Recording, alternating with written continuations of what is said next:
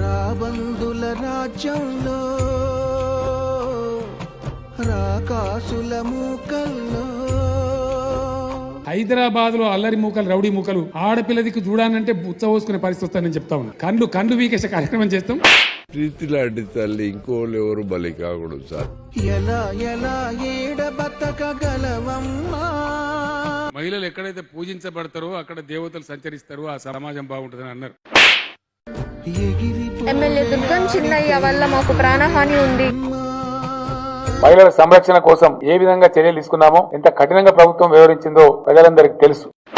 Jubilee hills minor rape కేసులో నిందితులకు bail మంజూరైంది. Sir ఎందుకు కొడుతురంటే బట్ట పెట్టి కొడుతురంట. మరియమ్మ అనే దళిత మహిళను పోలీసులే కొట్టి చంపిన ఘటన రాష్ట్రంలో కలకలం రేపుతోంది. భూమి మొత్తం మాకు ఇచ్చేయని ఐతరాజు జానయ్య అనే వ్యక్తి భూమి మీదకి వస్తే రేప్ చేసి చంపుతా నిన్నని నన్ను బట్టలు గుంజడం. ఎలా ఏడ బతకగలవమ్మా.